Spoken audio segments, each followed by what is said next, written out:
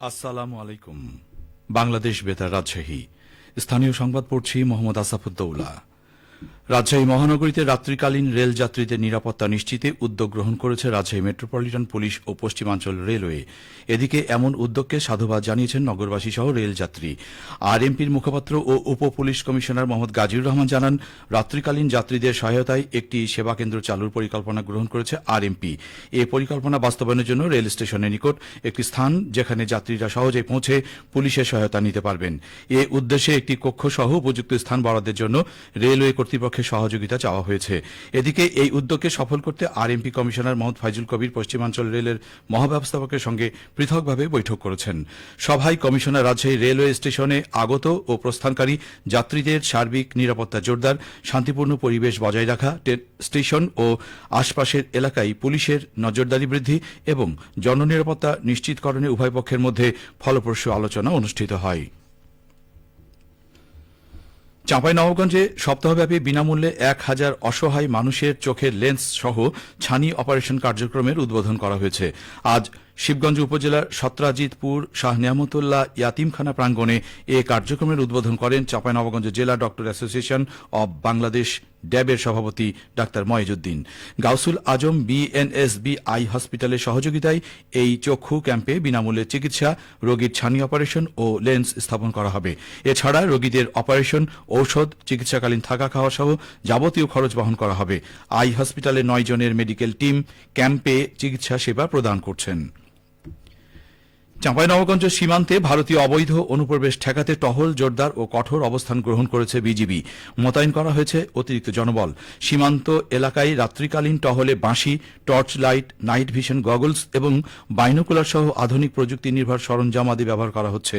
পাশাপাশি স্থানীয় জনগণ স্বতঃস্ফূর্তভাবে পালাক্রমে বিজিবির সাথে সীমান্ত পাহারায় অংশ নিয়েছে।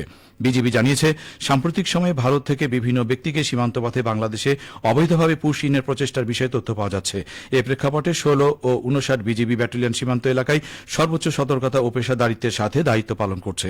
দেশের সার্বভৌমত্ব, সীমান্ত নিরাপত্তা এবং সীমান্তবর্তী জনসাধারণের নিরাপত্তা নিশ্চিতকরণের লক্ষ্যে বিজিবি দিবা ও রাত্রিকালীন সার্বক্ষণিক প্রয়োজনীয় সকল প্রতিরোধমূলক ব্যবস্থা ও নিরাপত্তামূলক ব্যবস্থা গ্রহণ করেছে।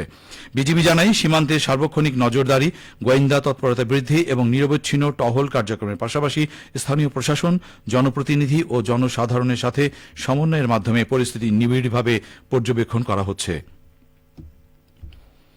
সীমান্ত এলাকায় পারস্পরিক সৌহার্দ্য ও শান্তিপূর্ণ পরিবেশ বজায় রাখতে নওগাঁর সাপাহারে উপজেলা প্রশাসনের আয়োজনে স্থানীয় বাসিন্দাদের নিয়ে মত বিনিময় সভা অনুষ্ঠিত হয়েছে। আজ বিকেলে উপজেলা পরিষদ হলরুমে অনুষ্ঠানে প্রধান অতিথি ছিলেন জেলা প্রশাসক মোহাম্মদ সাইফুল ইসলাম। সভায় বক্তাগণ সীমান্ত সুরক্ষা ও আইন শৃঙ্খলা বজায় রাখতে স্থানীয় বাসিন্দাদের প্রতি বিভিন্ন পরামর্শমূলক আলোচনা করেন। একই সাথে গুজব অথবা মিথ্যা তথ্য ছড়িয়ে যাতে কেউ অস্থিরতা তৈরি করতে না পারে সেদিকে নজরদারি রাখতে পরামর্শ প্রদান করা হয়। ডেঙ্গু প্রতিরোধে নাটোরের নলডাঙ্গা উপজেলার ভট্টপাড়া সরকারি প্রাথমিক বিদ্যালয়ে পরিচ্ছন্নতা অভিযান পরিচালনা করা হয়েছে। উপজেলা নির্বাহী অফিসার মোহাম্মদ আল ইমরান খান আজ শিক্ষার্থীদের সাথে পরিচ্ছন্নতা কার্যক্রমে অংশগ্রহণ করেন। শিক্ষার্থীদের সমাবেশে উপজেলা নির্বাহী অফিসার বলেন, পরিবেশ সুন্দর থাকলে পড়াশোনায় মনোনিবেশ করা সহজ হয়।